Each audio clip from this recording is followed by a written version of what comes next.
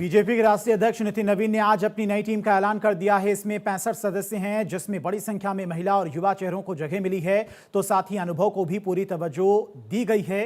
BJP की इस नई टीम अनुभव और युवा शक्ति के साथ में महिला सशक्तिकरण का भी इसमें पूरा ध्यान रखा गया है। इस टीम में युवा और अनुभवी नेतृत्व का संतुलन किस तरह से नजर आता है, उस पर भी नजर डालें तो इसमें लंबे समय से एबीवीपी कार्यकर्ता रहे विनोद तावड़े को उनके कुशल सांगठनिक क्षमता के लिए फिर से महामंत्री बनाया गया। पश्चिम बंगाल में बड़ी जीत दिलाने वाले सुनील बंसल को दोबारा महामंत्री की जिम्मेदारी मिली।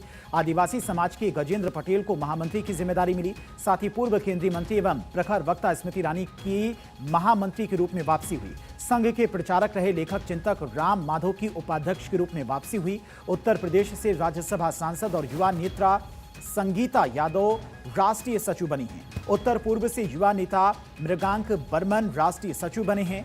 3 पूर्व मुख्यमंत्रियों को बीजेपी की राष्ट्रीय टीम में शामिल किया गया, जिसमें वसुंधरा राजे सिंधिया, तीरथ सिंह रावत, विप्लव देव हैं।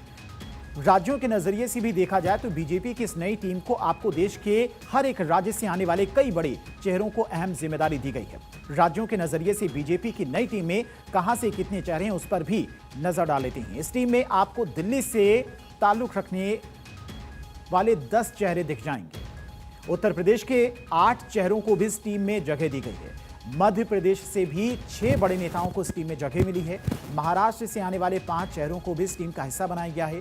वहीं राजस्थान, गुजरात और उत्तराखंड के 4 चेहरे टीम में शामिल हैं। बिहार से आने वाले 2 नेता इस टीम का हिस्सा होंगे। आंध्र प्रदेश, पश्चिम बंगाल, केरलम, छत्तीसगढ़, हरियाणा से 2 चेहरे इस टीम में शामिल हैं, जबकि त्रिपुरा, चंडीगढ़, झारखंड, कर्नाटक, तमिलनाडु, नागालैंड, असम के एक नेता को टीम में जगह दी गई है। बीजेपी की इस नई लिस्ट को अगर गंभीरता से देखा जाए तो लिस्ट में आपको 10 बड़े अहम संकेत देखने को मिलेंगे। जैसे कोई ओवर आर्चिंग नाम नहीं है, यानी कि ऐसा कोई बड़ा चेहरा नहीं लाया गया है जो पार्टी के सबसे युवा राष्ट्रीय अध्यक्ष की भूमिका पर हावी हो, और नेतृत्व की कमान स्पष्ट रूप से नई पीढ़ी के हाथ में रखी गई है।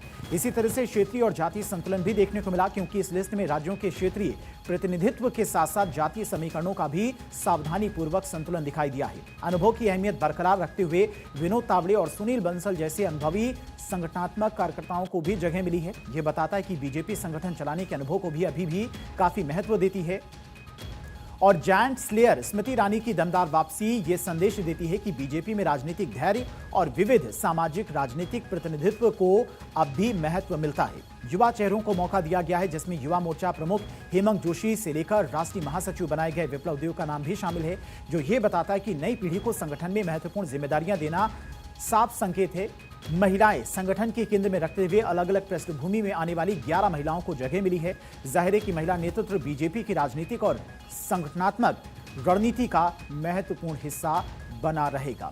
युवाओं को फ्लाइंग विंग्स देते हुए कई नए चेहरों को महत्वपूर्ण जिम्मेदारियां दी गई हैं।